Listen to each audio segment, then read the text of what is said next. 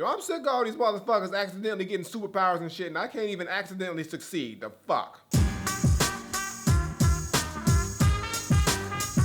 What's going on, everybody? It's the Granddad Woolly, and you are here again for another edition of Woolly Reviews TV Data Netflix Pick. We got a series review today. We're talking about the brand new series that just fucking dropped. Been getting a lot of hype and attention ever since its announcement, and now it's finally here. Niggas been waiting for it. Non-niggas been waiting for it. Marvel motherfuckers been waiting for it. Non-Marvel motherfuckers been waiting for it. Basically, everybody been waiting for this shit, and now it's here. Talking about the new fucking show entitled Marvel's Luke Cage. Now, for those who don't know, Luke Cage is a superhero out of the Marvel Universe, and myself even, I really didn't know too much about Luke Cage. I didn't get too familiar with him until I saw him on the other Netflix series, Jessica Jones, which is also pretty damn dope. But then I had to go and do my history and just figure out really more about Luke Cage. He a dope-ass motherfucker, brother man, with the superpowers of the super strength. You can't shoot this motherfucker, you can't stab him, you can't whoop his ass. I mean, you can try, but nigga, you gonna fucking die almost like, well, he ain't gonna kill you. He's just gonna beat your ass real bad, and you're gonna wish you was dead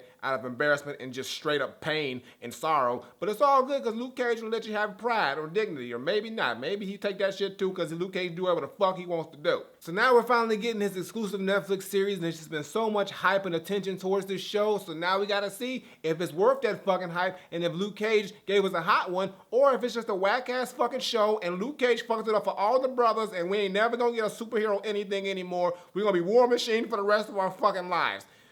Let's talk about the shit. So the basic setup of the show is this. We follow the story of Luke Cage. And like I said, if you've seen the show Jessica Jones, which is also on Netflix, that's where we really get introduced to Luke Cage. And you can see how he's tied into her story. Well, these events now in Luke Cage's actual show happens after the fact of the Jessica Jones shit. So I'm not going to get into her shit. Watch the fucking show. You'll see. But you really don't need to watch that show to pick up here. But it does kind of help piece together some small little details here and there. But in this show, we see Luke living in Harlem, and he living a low-key life. He got 2 jobs. He work at a barbershop. Nigga can't even cut hair. He be sweeping the shit up and washing tiles and windows and shit with his strong underachieving ass. And then he got another job where he be busting them studs and he dishwashing for a club. Like, this nigga is just, he's strong as shit. He got superpowers and shit, but he decided he just want to wash dishes and sweep hair and just be on the low-key all day and not pay his rent. Just be a regular nigga. Like, come on, you ain't a regular nigga. Stop doing regular nigga shit, Luke Cage. And it ain't too many people that know about Luke's abilities. There's pretty much only one that we know of in the beginning, and that's the character Pop, who's pretty much an OG in the hood, and he's also the owner of the barbershop that Luke works at.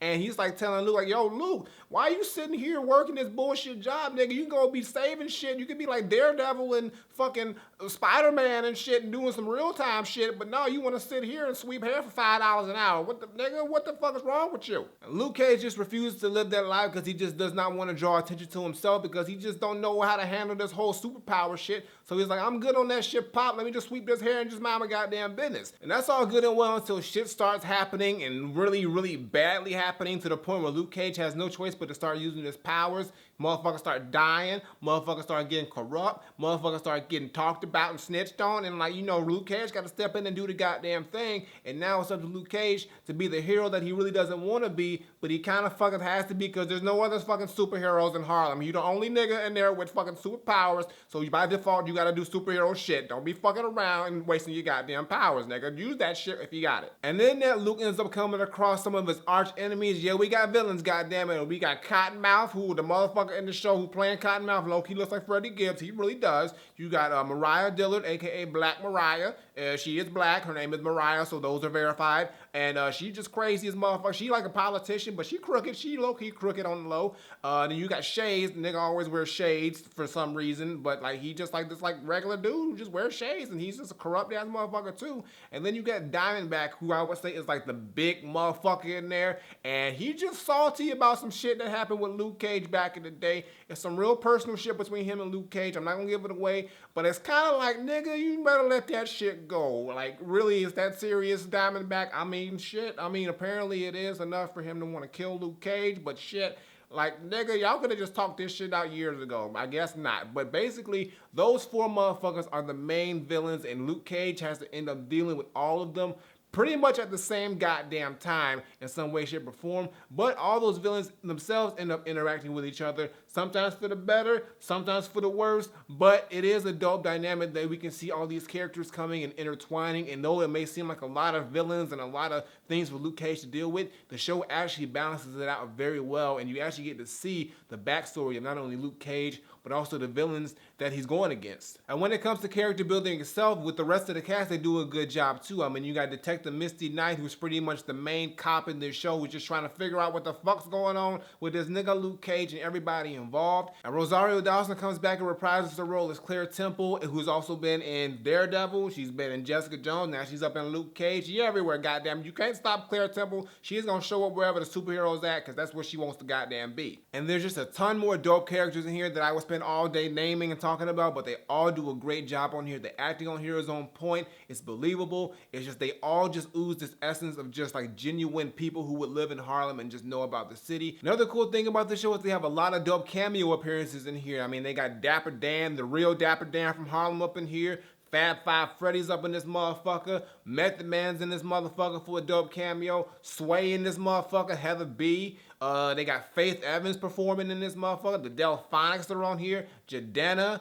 Raphael Sadiq, and they just naturally included these really dope artists and people in this show, and it just looks so genuine and real that it's like, yo, it's dope seeing them, but it doesn't seem like they're cheaping it out with like a guest appearance. It seems like they would really be at these locations and areas, and it just makes it just more genuine and more dope. And what I really like about the show is that it plays out just like Daredevil and Jessica Jones, where these people are really just regular ass motherfucking people who just so happen to have super abilities, and you really just learn more about the person. Like you said, you get really good backstories for Luke Cage, you get good backstories for Diamondback, you get good backstories for Cottonmouth and Mariah. I mean, pretty much all the main characters, you get these really dope stories that kind of show you how they became who they become, how they built to that way, and just how they really feel deep down inside and what just motivates them. And it's just really cool to see that with these characters. It's really cool to see this pretty much all black cast come together and really just make a really just solid, genuine show that's just very entertaining. It's funny at times. It's action-packed, even though I kind of felt like the action scenes were a little sloppy, but then I kind of compared it to Daredevil, because Daredevil was all this high-tech, like, quality martial arts shit, and I gotta remember that Luke Cage, he ain't a martial arts, this nigga's a brawler, and you get these real brawler-type fight scenes, like I said, that just come off sloppy to me at first, but as I really just picked up to what Luke Cage is and who he is, it made sense for it to look that way, and it didn't bother me after a couple episodes. I got it, and it just showcased Luke Cage's abilities and just what he was capable of and what motherfuckers could not do to this motherfucker. I mean, they couldn't shoot him for shit. They ran so many bullets were wasted on Luke Cage. I wouldn't even brought a gun. I said, this nigga Luke Cage here, just drop the gun, just walk out, cause it ain't even fucking worth the shit. Another dope thing is that the story itself and the whole show just flows so well, and it's just so many twists and turns that you really don't know who the fuck is good, who the fuck is bad, who the fuck you should trust or you shouldn't trust, but it's just so compelling that you get wrapped up in these characters because you really don't know what their real intentions are or what's gonna happen to them. And like, I mean, shit, anything can happen to anybody in this show, so don't get invested in someone too much, because next thing you know, they got a bullet in their head and they're gone. RIP to like 7 niggas that I was down with in that show. Fuck it, they up top. But I gotta say, probably my favorite thing out of everything in this fucking show is the music in this shit. It is so fucking on point. They got Adrian Young and Ali Shaheed Muhammad to be the composers for this entire project, which is dope that they're actually able to score this. And it's just like they picked the perfect music. They created the perfect music. It just feels so authentic and genuine. They couldn't have picked 2 better people to do this shit. And I love the music on here. They did a good job incorporating original music as well as dope songs. I mean, you get some Wu-Tang up in here. You get some old school music up in here, of course. Like I said, they had the Delphonics in here, Faith, Jadena, and they all perform their original works. But like I said, you also have Adrian and Ali just coming in and just making original, creative, just dope music. And it's just something that really just guides and pushes the story along and evokes the emotion for each scene that's been played there. And I really hope that they continue to be the composers for Luke Cage, because like I don't think they can find anybody else who could have did a better job than these motherfuckers, because they knocked it out the fucking park. And the music here is just on fucking point on all goddamn levels. Like shit, nigga, I was vibing with this shit. I was like, yo, Adrian, let me get a goddamn beat. For real, Adrian Young, hook me up, because you are just like Nigga, your mind is crazy. You just got so much goddamn skill and talent, and it is amazing what you did on this show. Mad props. And to Ali, Shaheed Muhammad, motherfucker did his thing too. Both of y'all came in and just created a crazy ass, dope ass score for this show, and it just tied in everything so perfectly. And I couldn't think anybody else who would have been able to do this better than y'all, so good job. Please stay the composers for this show, because I think if anybody else did this, you will not capture that charm and just capture the essence of this show. And the cool thing about this show is that it touches on so many different things. It touches on black empowerment, black history, what's going on with the violence with the police, and it just touches on all these subjects that really, if you're a black person, you need to watch this show, because not only is this a dope superhero Marvel show, but it just touches on a lot of issues that really just like impact and just affect us. So it just makes it more enjoyable to watch. I got nothing bad to say about this shit. I love this goddamn show. From the very first episode, I was hooked. 13 episodes, I binge watched the shit. Lost 2 days of my life, but goddamn it, I wasn't mad about the shit. And when it comes to the climax and the ending of the season, it's pretty fucking dope, y'all, and it is cliffhangers up to yin yang. I'm not gonna give shit away, but you gotta check this shit out, because like it just opens up definitely for season 2, which I'm pretty sure they're gonna fucking give them.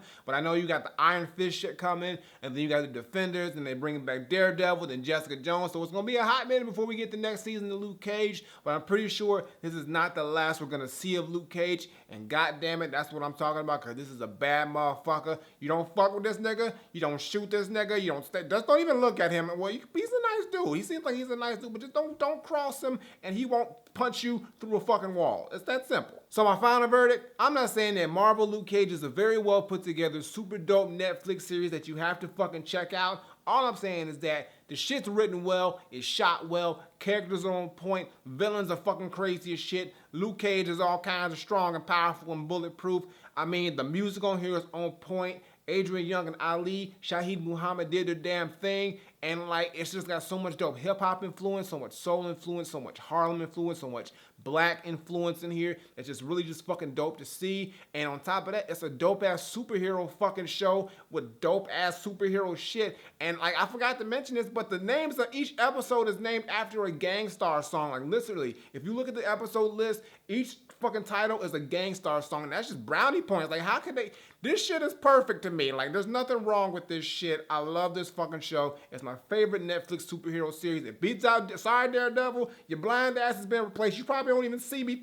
You won't see the shit. You'll hear it probably, but you won't see it happen. But all I gotta say is that for me, Marvel Luke Cage is 100% Granddad approved. Definitely go check it out. It's out right now. 13 episodes, about an hour long each. Binge watch the shit. You're gonna lose about a day or two of your life, but you will not regret it, because this shit is fucking dope on all levels. And like shit, I got nothing more to say. Check out the Method Man like track on there. Method Man's got like a little freestyle type track on there. Shit's fucking crazy, yo. I'm just so much fire in this show on all goddamn levels. Check out the shit. It's on point. It was well worth the wait. I can't wait for season 2. And anything else Luke Cage gonna be in, I'm watching, because that motherfucker is a bad mofo, and I'll rock with him all day, every day. But I got nothing more to say. Marvel Luke Cage is Granddad approved. So go watch the shit right fucking now. And if you so happen to get some kind of freaky accidental experiment or some shit done on you, get superpowers, like shit, go out and save some shit. Why not? Don't let the shit just waste and go sweep hair at a barbershop, because nigga, people gonna be mad at you for that shit. Namely me. Flip it.